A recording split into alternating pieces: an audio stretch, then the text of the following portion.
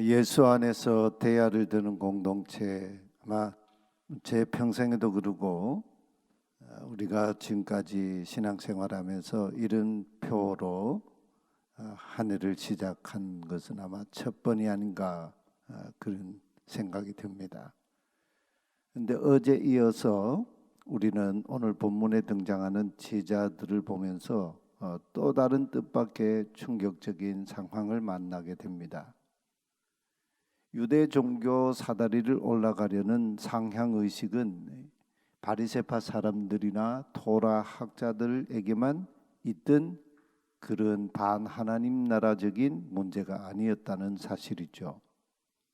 예수님께로부터 부르심을 받고 3년 동안 함께 예수님을 따르던 하나님 나라를 목격했던 제자들조차도 유대 종교 안에 형성된 사다리를 올라가려는 그 욕망이 여전히 가득했습니다. 제자들도 그 문제에 걸려 넘어졌다는 거죠. 어느 날 오늘 본문 바로 앞장인 마가복음 9장 33절 이하의 말씀을 보면 제자들을 향해 예수님이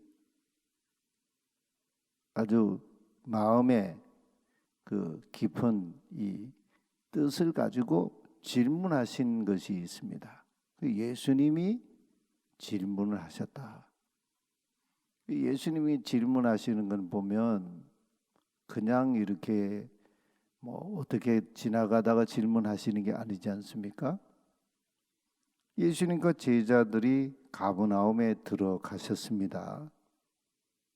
가버나움으로 들어가셨다. 이때는 예수님께서 예루살렘으로 가시는 길에 예수님 제자들과 함께 마지막으로 갈릴리 가버나움에 들르셨을 때입니다. 그런데 이 때가 언제였냐 하면 예수님 공생의 하나님 나라의 이 변곡점이 되었던 사건, 저 갈릴리 북부의 최북단에 있는 가이사라 빌립보에 예수님 제자들 데리고 거기 가셨다가 거기서 예수님이 질문을 하시죠. 인류 역사 속에 대단히 중요한 역사적인 질문을 던지셨지 않습니까? 사람들이 인자를 누구라 하느냐? 우리는 이 질문이 창세기 3장에도 나오는 걸 알 수 있습니다. 하나님을 거역했던 아담을 향해 하나님이 아담 내가 어디 있느냐? 하나님이 질문하시지 않습니까? 그 얘기는 너는 나를 누구라고 생각하느냐? 그 질문이지 않습니까? 바꾸면 사람들이 인자를 누구라 하느냐? 또 제자들에게 돌이켜서 너희는 나를 누구라 하느냐? 이 역사의 근원적인 문제에 대한 질문이죠. 그 가이사라 빌립보에서 다시 갈릴리 가버나움, 예수님 공생의 본부였지 않습니까? 그 본부 집으로 사용하셨던 아마 시몬 베드로의 장모의 집이라고 할 수 있죠. 거기로 돌아오시는 길에서 제자들 사이에 다툼이 벌어졌습니다. 누가 가장 큰 사람이냐? 이 문제를 두고 예수님 따라오면서 뒤에서 제자들끼리 자기들끼리 서로 다투었다. 분위기상으로 볼 때 가이사라 빌립보에서 인자 예수님을 당신은 그리스도이십니다. 살아계신 하나님의 아들이십니다 하고 이렇게 다른 제자들 앞서서 고백했던 시몬 베드로가 제자들 중에서 자신이 첫째 프로토스가 될 자격이 있다고 아마 강하게 어필했던 모양입니다. 그때 야고보와 요한도 이 둘은 그 형제 아닙니까? 물러서지 않았습니다. 어찌 당신만 첫 번째 된다고 그러냐? 우리도 변화산에서 변모하신 예수님, 또 그 이스라엘이 귀하게 여기는 그 모세, 엘리야를 함께 본 목격자 아니냐. 우리가 첫째 프로토스가 되어야 한다. 서로 주장을 했습니다. 야고보, 요한은 뭐 그 이후에도요 더 집착했던 것 같아요. 결국 이들 형제는 예수님께 아주 노골적으로 요구를 했습니다. 선생님께 가까이 다가가서 선생님, 우리가 무슨 부탁을 드리더라도 들어주셔야 합니다. 그래서 예수님께 그대들에게 내가 무엇 해주기를 바라는가 이렇게 반문을 하시죠. 선생님, 이 영광을 누리실 때에 우리 형제를 한 사람은 선생님 오른쪽에, 한 사람은 선생님 왼쪽에 앉도록 해 주십시오. 그러니까 자리 하나씩 달라고 요구했습니다. 근데 심지어 마태의 증언을 보면은 야고보, 요한 이 두 사람이 이런 청탁을 한 곳, 두 사람이 이런 청탁을 한 게 아니에요. 그의 어머니가 두 아들을 데리고 예수님께 와서 절하면서 예수님께 자리를 구했습니다. 나의 이 두 아들을 주님 나라에서 하나는 주의 우편에 하나는 주의 좌편에 앉게 하소서. 두 제자만 그런 얘기한 게 아니고 어머니도 두 아들의 자리를 요구했다. 그렇게 마태는 증언하고 있어요. 그때 다른 제자들이 이 두 형제 야고보와 요한에 대해서 어머니까지 나서서 그런 걸 보고 붕괴했다 합니다. 그러고 보니 시몬 베드로뿐만 아니고 야고보, 요한만 이 요한도 베드로보다 더하면 더했지요. 어머니까지 동원돼서 이렇게 그 문제에 집착했지 않습니까? 그렇다고 나머지 9 제자들은 뭐 그런 마음이 없었던 것일까요? 그게 아니었습니다. 그들도 베드로가 얼마나 못마땅했겠습니까?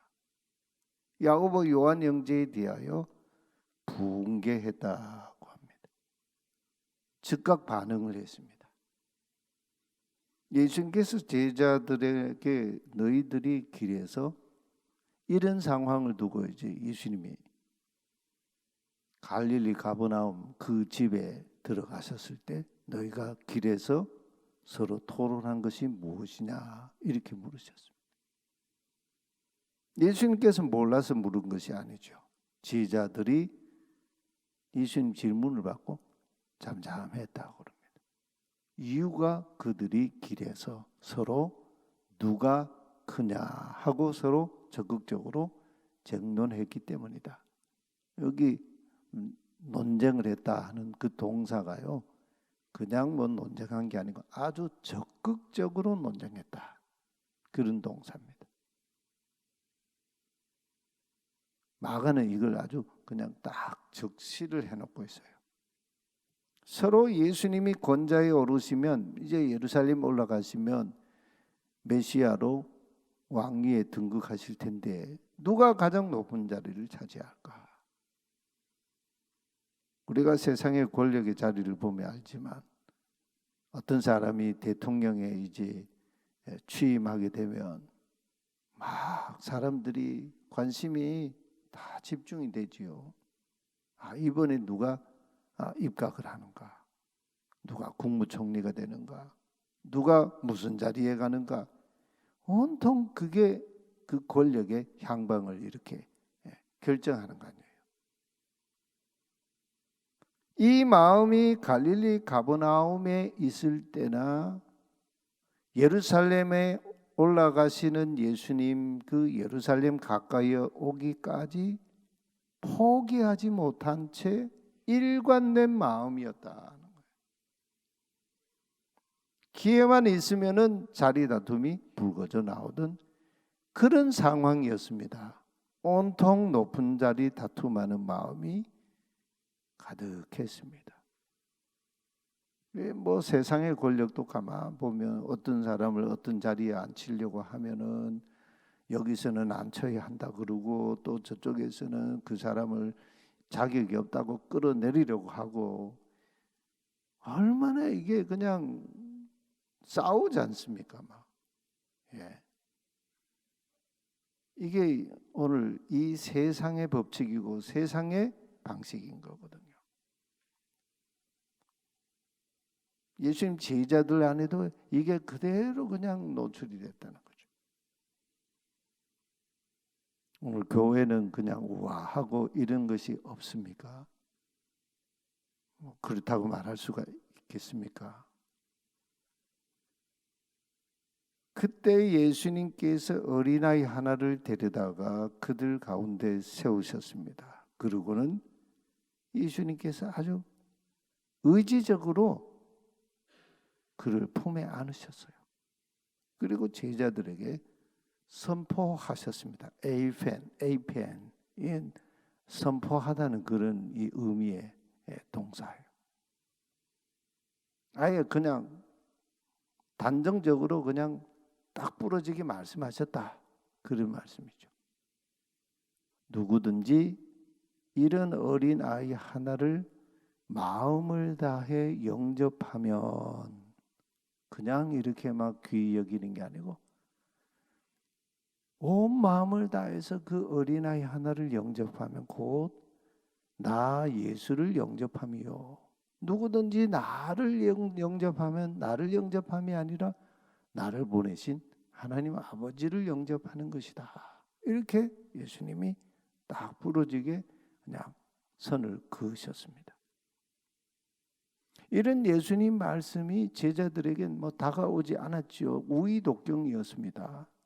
누가 높은 자리에 앉느냐에 몰두하고 있던 제자들에게 이 말씀이 귀에 들어올 리가 있었겠습니까? 경청했겠습니까? 저를 비롯해서 우리들이 보면 하나님 말씀을 잘 안 듣습니다. 듣고 싶은 것만 듣고 내가 관심 있는 것만 듣고 그러죠. 그러니까 똑같은 자리에 똑같은 이야기를 들어도 듣는 사람이 있고 듣지 않는 사람이 있는 거죠. 이거는 뭐 예수님 시대의 제자들의 문제만 아니고 이스라엘의 전 역사를 쭉 펼쳐놓고 보면 그들이 하나님의 말씀을 듣지 않는 그런 사람들, 그런 시대가 훨씬 더 많았지 않습니까? 예. 왕들도 마찬가지였지 않습니까? 이런 상황 속에서 오늘 본문의 사건이 터진 거예요. 마가복음 10장 13절입니다. 며칠 후에 사람들이 예수님께로 또 막 몰려왔습니다. 그런 일이 있은 다음에 말이에요. 그때 몰려든 사람들이 어린이들을 막 데리고 예수님께로 막 오고 있었는데 그 목적이 예수님께서 자기 아이들을 어루만져 주시도록 하려고 막 아이들을 데리고 예수님께로 몰려왔습니다. 그러자 예수님의 제자들이 어린이들을 데리고 오는 그 부모 어른들을 막 꾸짖었다. 에피티마오. 이게 어디서 들어본 것 같지 않습니까? 저 가이사라 빌립보에서 예수님이 순환에 대해서 말씀하시자 베드로가 예수님을 따로 막 이렇게 잡아채 가지고 정색을 하고 예수님께 막 꾸짖었지 않습니까? 똑같은 동사예요. 막 그게 어린아이들 데리고 오는 이 사람들을 막 꾸짖었습니다. 지금 이 복잡하고 지금 정신 없는데 아이들 데리고 온다고. 그 광경을 지켜보시던 예수님께서 이번엔 제자들에게 몹시 붕괴하셨다. 제자들에게 붕괴하셨어요. 그리고는 정색을 하고 제자들에게 말씀하셨습니다. 어린이들이 나한테 오는 것을 용납하라. 금하지 말라. 왜냐하면 하나님의 나라가 이런 사람들의 것이니라. 이게 그냥 읽으면 뭐 그런 말씀인가 싶은데 하나님 나라의 좌우의 자리를 요구하고 첫째 되는 자리를 요구한 제자들에게 예수님이 뒤집어 하신 말씀이에요. 이런 하나님의 나라가 바로 너희들이 아니고 이런 자들의 자리의 것이다. 이렇게 말씀하시는 거예요. 내가 진정으로 너희에게 말한다. 누구든지 어린아이와 같이 하나님 나라를 받아들이지 않는 사람은 결단코 거기에 들어가지 못하리라.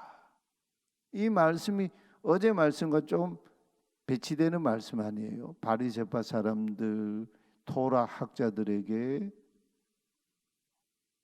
끝장이요. 당신들은 막 7번이나 막 그렇게, 그리고 나중에는 이 뱀들아, 독사의 자식들아 막 이렇게 책망하시고는 마지막 끝에 가서는 너희가 지옥에 갈 심판을 어찌 면할 수가 있겠느냐 이렇게 끝내버리셨잖아요.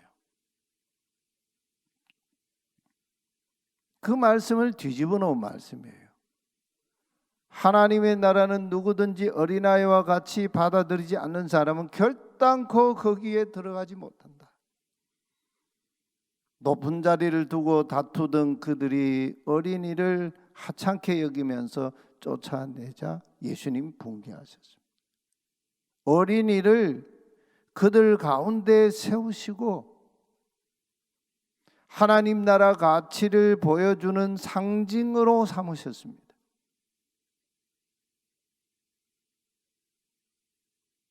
하나님 나라를 어린아이를 하나님 나라 기준으로 세우셨다. 여기 어린아이 하나를 이렇게 상징으로 데리고 와서 항상 여기 같이 이렇게 있으면서 그 축구하는 경기를 보면 참 재밌어요. 저는 뭐 가끔 가다 보는데 축구 뭐 경기할 때 이렇게 보면 선수들이 그 축구장에 들어갈 때 누구를 데리고 가죠? 어린아이를 이렇게 데리고 손잡고 들어가요. 왜 저렇게 하는가? 한번 우리 생각이 그 질문이 생기지 않습니까? 우리는 사람들에게 늘 그러지요. 나이 이만큼 먹었으면 철 좀 들으라고. 근데 예수님은요, 이런 어른들의 논리를 뒤집어 버리셨어요. 도리어 기준을 뒤집어 버리셨어요. 나이 들어서 철드는 게 아니고 아래로 낮춰 버리셨어요. 기준을요. 자리 다툼하고 누가 크냐고 서로 논쟁하는 나이 든 어른이 기준이 아니다. 그저 예수님께서 어루만져 주시기를 바라는 가난한 마음, 예수님 보면서 해맑은 그 눈빛으로 예수님께 가까이 다가가는 그 어린이, 그 하나님 나라 상징이고 기준이다. 이렇게 하셨어요. 어른에서 도리어 어린아이에게로 아래로 자라가라, 이런 명령이죠. 2024년도는 우리가 거꾸로 자라가기, 뭐 어린아이도 마찬가지예요. 자꾸 어른으로 자라가지 말고 방향을 자꾸 아이로 자라가는 거죠. 점점 어린이로, 점점 어린이에게서 유아들로, 유아들에게서 엄마와 눈 맞추며 젖을 물고 세상 만족해하는 그 젖먹이들, 엄마가 눈에 보이지 않으면 세상이 없어진 줄 알고 막 울고 그냥 모든 걸 잃어버린 그런 이 어린아이, 이런 건 신체적인 어떤 생물학적인 모습이기도 한데 그보다 더 중요한 것이 있어요. 여러분, 어린이가 엄마 품이 아닌 다른 자리를 구하는 거 본 적이 있습니까? 어린이가 권력 의지를 가지고 권력의 자리를 다투는 거 본 적이 있습니까?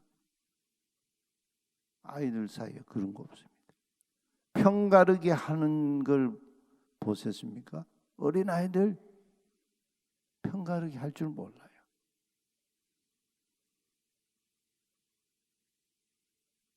어른들처럼 어른들이 그냥 부당하게 만들어 놓은 기울어진 운동장의 그 사회 규칙이나 어떤 법, 또 자기들 입맛에 맞도록 법을 만들고 하는 그런 이 처신하는 법, 그런 것도 알지 못합니다.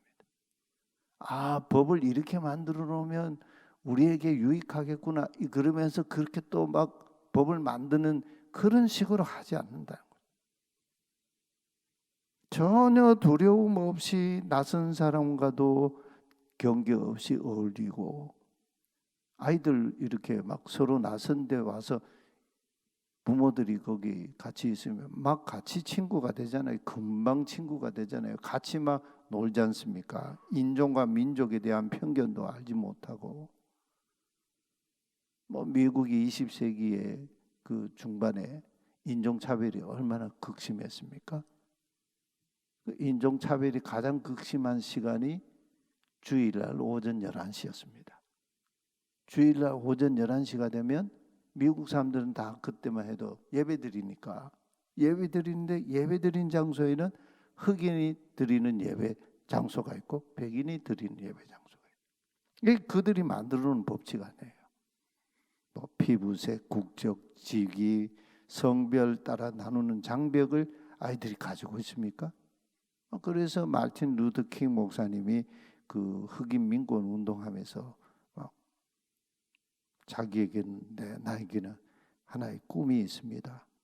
I have a dream 그랬잖아요. 그 꿈이 피부색이 다른 백인의 그 아이들과 노예의 자식이 함께 손을 잡고 같이 놀고 걸어가는 거, 그게 꿈이라고 그러죠. 이런 뭐 아이는 그냥 뭐 문제가 있으면 울기만 합니다. 그런 부모가 달려오죠. 이런 어린아이를 본받으라는 거예요. 그래야 하나님 나라에 들어간다 하십니다.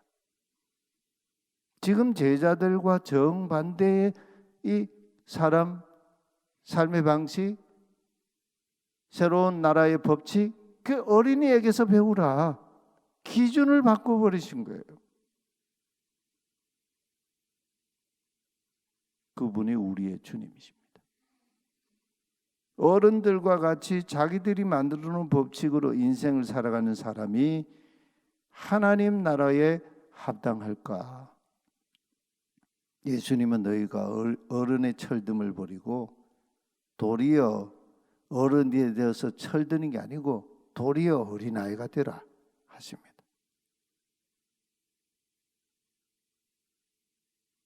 하나님 나라의 반전 아닙니까? 큰 자가 되고 낮은 자가 큰 자가 되고 큰 자가 낮은 자가 되고 먼저 된 자가 나중이 되고 맨 꼴찌가 되고, 첫 번째 프로토스의 사람이 에스카토스 맨 끝자리가 되고 맨 끝자리 사람이 먼저 된다. 이게 하나님 나라 법칙 방식이에요. 막 그냥 뒤집어 버리신다는 말씀이 아니고 그 말씀 속에 하나님 나라의 그 법이 가치가 거기에 들어있는 거죠. 우리가 2024년도 예수 안에서 대야를 드는 공동체라는 이 교회의 방향, 주님의 부르심, 섬김, 디아코니아를 얘기하는데, 이 어린아이와 같이 되지 아니하면 섬김이라고 하는 것이 그건 그건 이루어질 수 없다는 거죠. 우리가 섬기면서도 남을 지배하려고 그러고, 섬기면서도 자기를 드러내려고 그러고, 자신을 감추는, 예수님이 이렇게 하지 않으면 결단코 천국에 들어가지 못한다.